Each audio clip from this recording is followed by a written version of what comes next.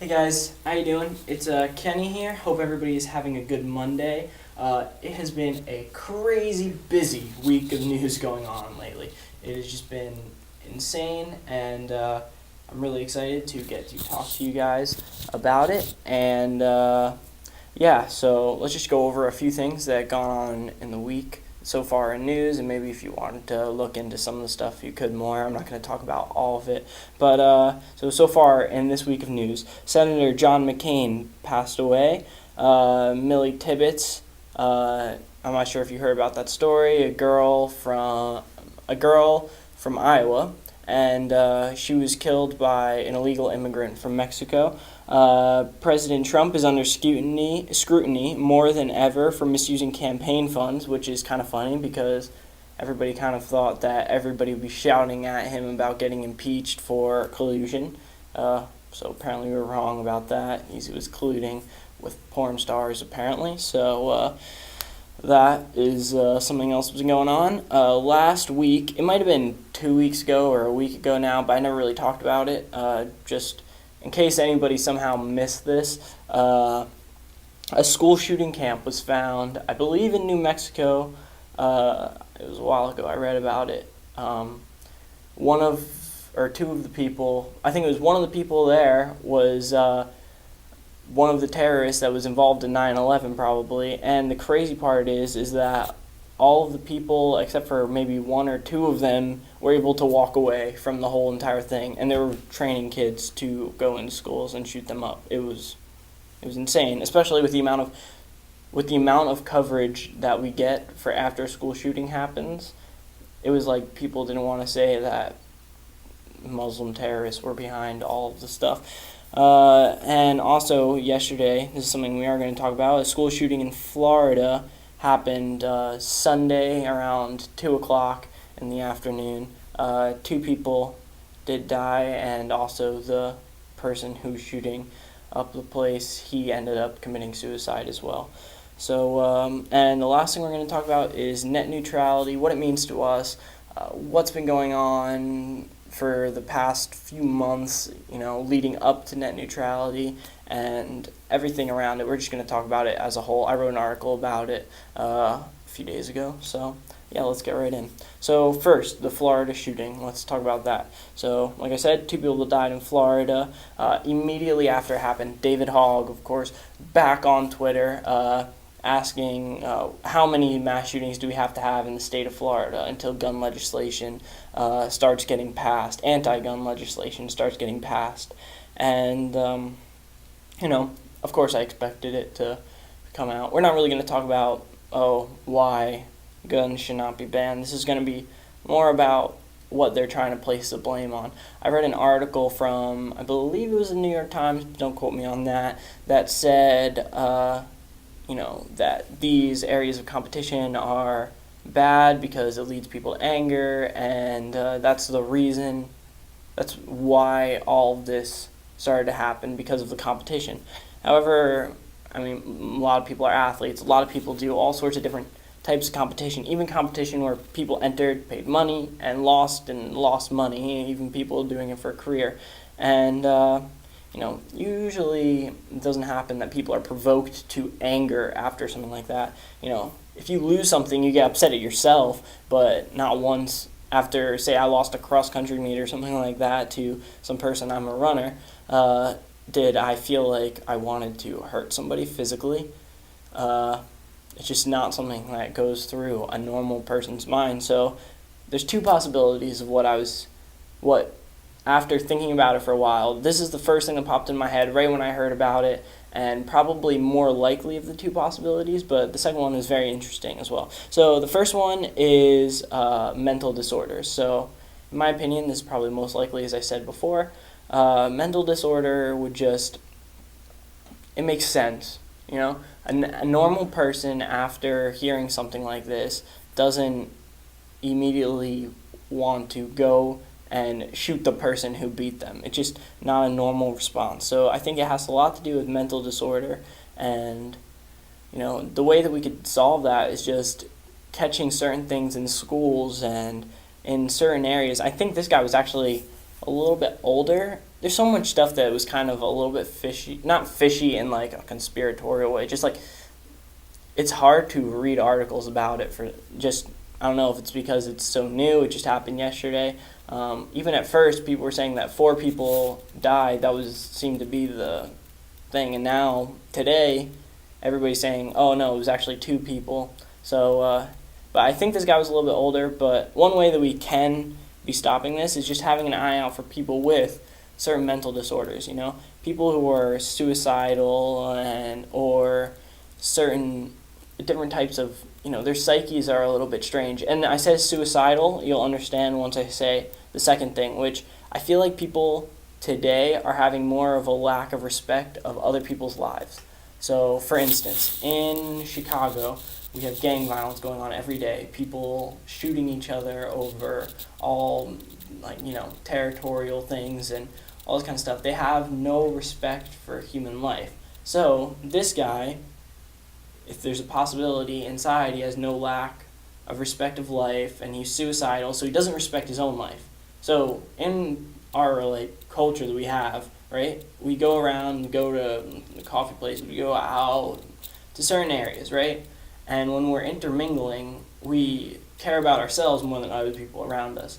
So that's kind of how we learn to communicate with people. It's us, then them.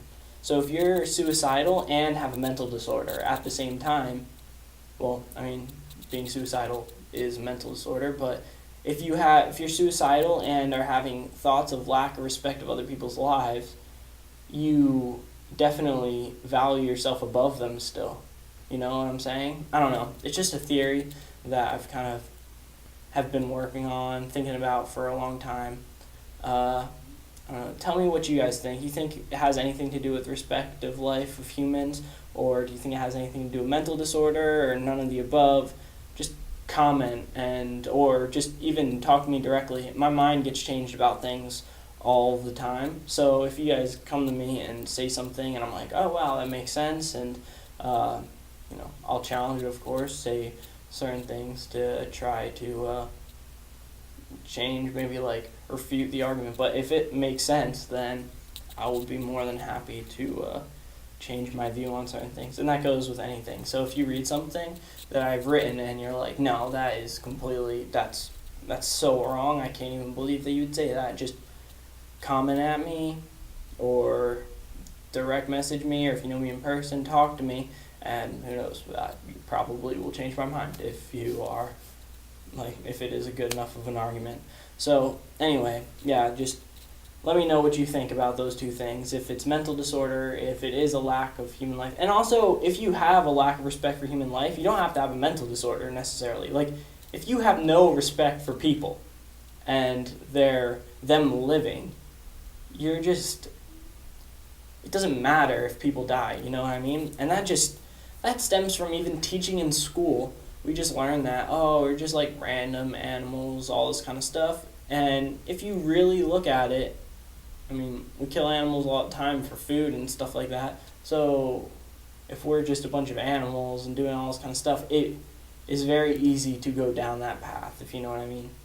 I'm not saying that believing in evolution automatically makes you say that, you have a lack of respect for life. No, I didn't mean that. I'm just saying it's very easy from that point of view to go down that road.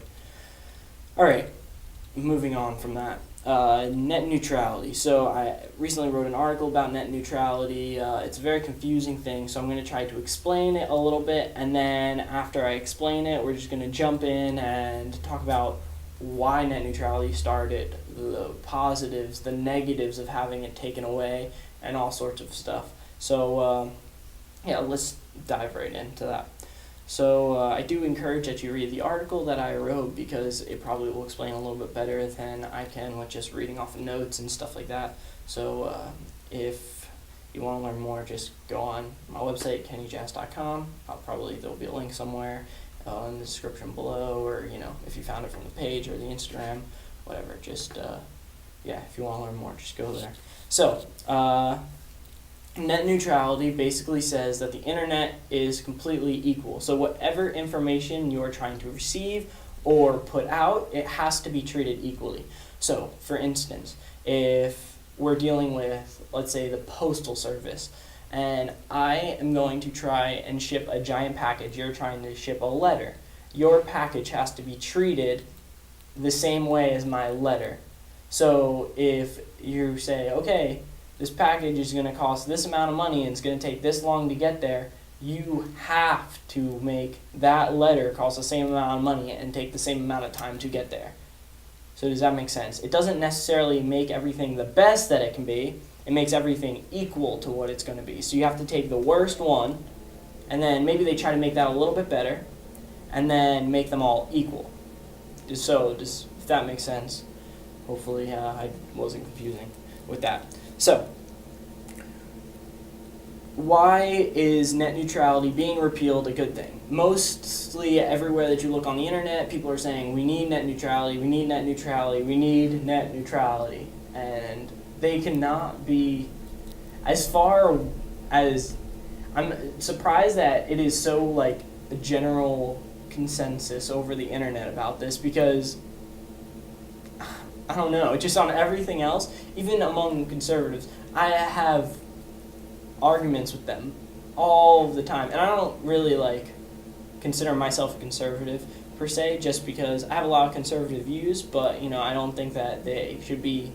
I have conservative views for myself, but not for other people, if that makes sense. So I have arguments with conservatives all the time, and they're supposed to be small government and all this kind of stuff, and they're out there saying things like, oh, we need net neutrality because we already see what the YouTube is trying to do on all bigger accounts.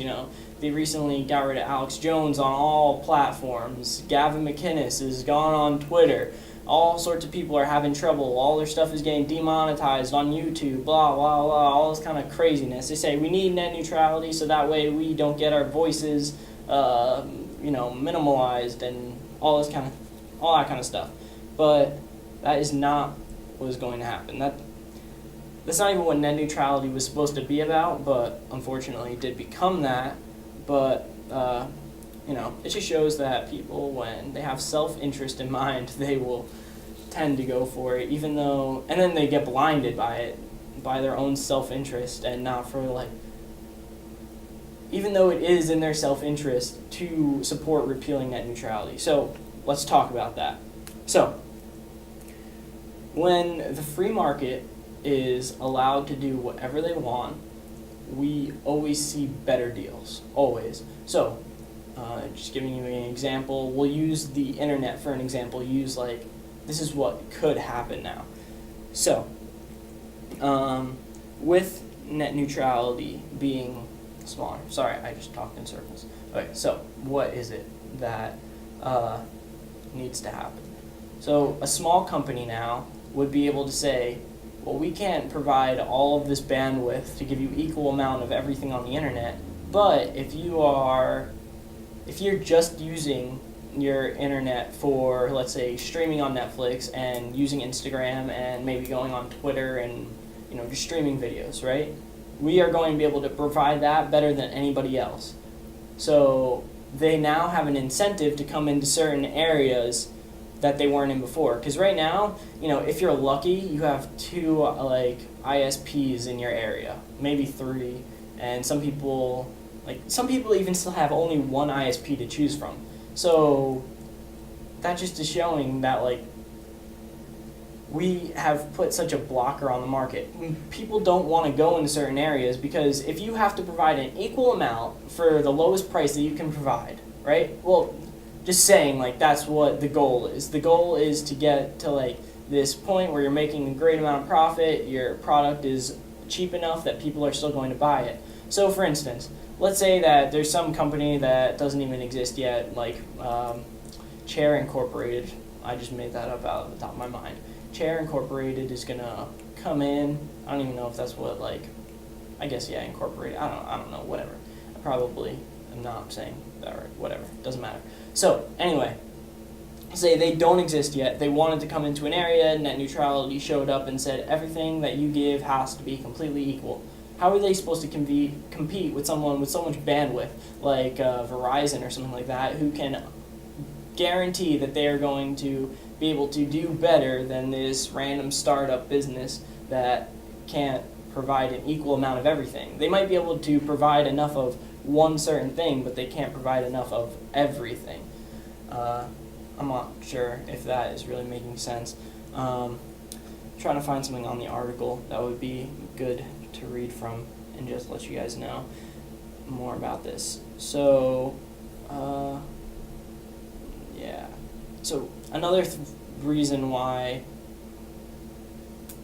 yeah, so they're going to be able to come in and probably undercut certain things. Free market has always been able to outweigh, something with a monopoly on it. So, of course, the reason why the government got involved in the first place was to stop a monopoly from happening.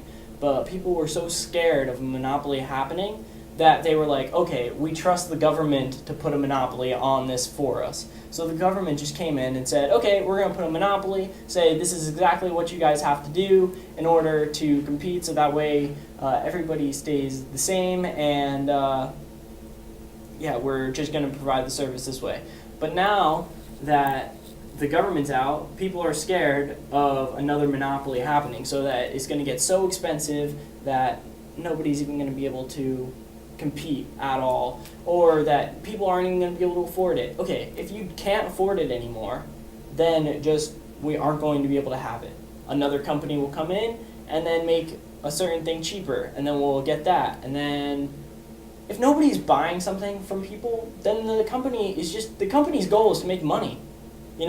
Like, they're not going to make something so expensive that people can't afford it, because that just hurts everything. So small business then comes in, says, oh, we can provide video games better than Verizon is providing video games. We're not going to give you the streaming, we can't do that, but we can give you the best internet for video games. Then Verizon is going to, Verizon still is probably going to be able to beat them, but want to know what Verizon's going to have to do? They're going to have to lower the amount of money in order to, let's say they can't provide the best video gaming experience.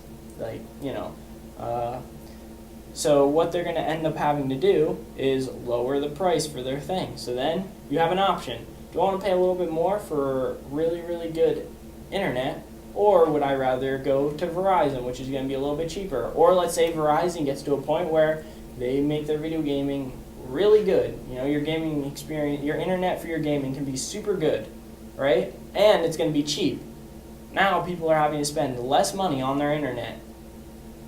Now, the only negative, this is the only thing, and this is not going to happen, because if this happens, then people will, the internet is something that people feel like they need to have, and we will always have it. We might just have it in a small bit. This is a very rare chance that this happens. Let's say I'm completely wrong, and for some reason, nobody tries to move into this market, and Verizon and Comcast and everybody starts charging crazy amount of money for all their stuff. So people stop using it, and maybe they get very basic plans. Verizon is going to start to make less money on all of this.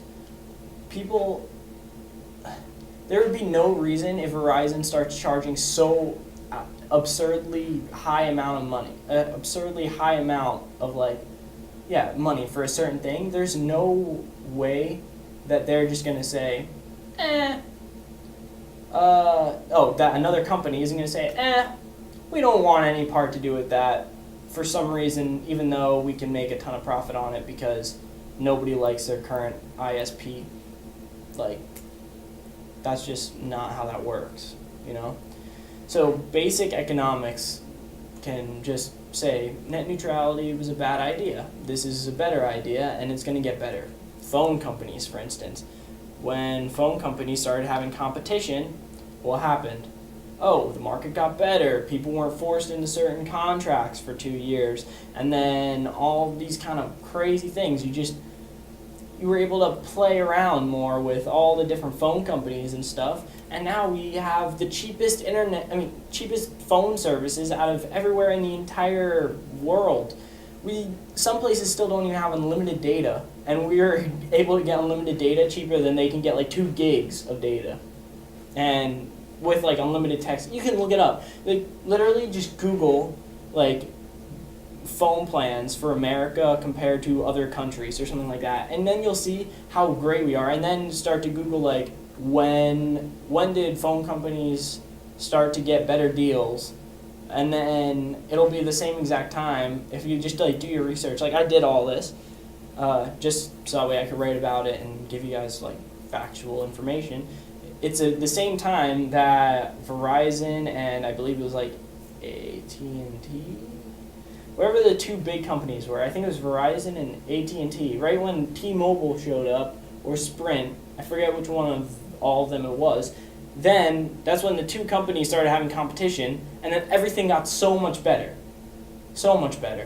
and we know that kind of certain thing, and yeah, net neutrality is better for people just in general. I'm sorry, I babbled so much. I definitely butchered that so badly. If you want to just understand better, just go read the article. It's a lot better than me just babbling about it. I will get better, I promise.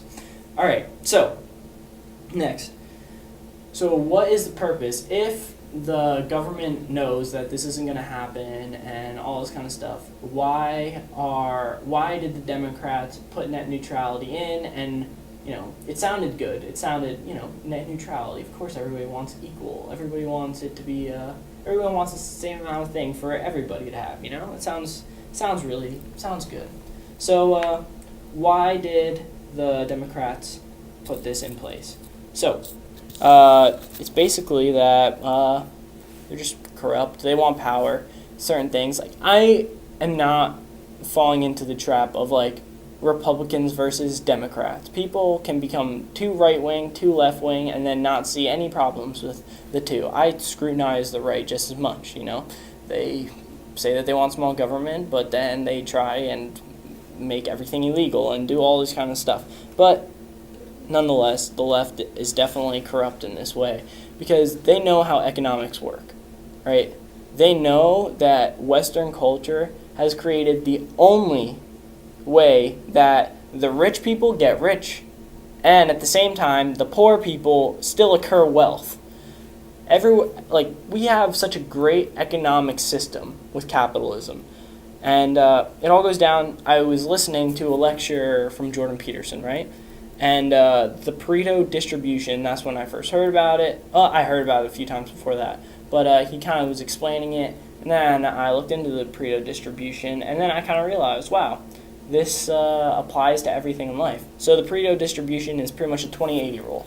So 20% of the people do all the work, and like 20% of the people do all of the work, and then the other 80% do nothing, essentially. 20% of the people have all of the wealth of the 80% of the people. And so it's like this 20-80 rule of balancing. So what Western culture has managed to be able to do is take the Pareto distribution, which is like a law of everything. So just, I don't know, you can think of anything and 20% of the people doing 80% of the people's work. It just always happens. So the Pareto distribution pretty much has fit into capitalism perfectly, because instead of, let's say you get communism installed, right? I'm not looking in a bad way. Let's just say you do that. 20% of the people are still going to have 80% of the wealth, leaving the rest of everybody with only 20% left of the wealth. So it's just a rule of life. It will never happen differently than that. It never has happened differently than that, and it never will happen differently than that. So, knowing that, we're going to let the 20% of all of the wealth just take over and make money, and then at the same time be able to hire people who can make more money. And then, because our greatest way to accrue wealth is through our income. So if people have jobs, even if they have jobs where they can only make like $12, $13 an hour, they're still accruing wealth despite not accruing wealth. And it's just, it all adds up in the end. And the more rich that the rich get, the more money they have to pay for other people to have jobs, to start companies, and they put money into banks. And guess what happens? When they put money into banks, then the banks can loan money to poor people. And when we have the government, when the banks lend out too much money, and then they say, oh, we screwed up bad. We do not have enough money, and we lent out too much money. Somebody asked for their money back. We don't have enough of their money. But we don't know what to do. Then the government just says, oh, don't worry, we're going to give you money. Now, the small banks, the little banks that are trying to make it big, so these small companies that are trying to make it big, they're pressed down. They can't grow because the government is just going to keep on helping these big companies. The government, Democrats are supposed to be against monopolies, right? They're supposed to be the ones who are more into socialism and all this kind of stuff, and, they like to help out the poor people by fighting against corporation.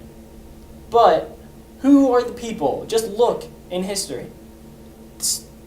Who are the people who help the extremely wealthy, that bail them out time after time again, who just keep them at large? And I will tell you for sure, it is not the Republican Party. That's all I'm going to say about that. Well, at least it shouldn't be. And if it is, then shame on them. But it is not. It's the Democrats. And it's supposed to be what they're fighting against. And it's just funny how very few people make that connection. But I don't know. I guess it is what it is. Alright, guys. I hope you have a great rest of the day. I hope you enjoyed the video. Hope I didn't babble on about things too long. And I hope that you learned something new and were able to get some information from this video. Make sure to just get back to me about the Florida shooting thing. I'd love to hear your guys' feedback and all that kind of stuff about whether you think it was mental illness or just lack of respect of human life. But anyway, hope you guys have a good day. Peace.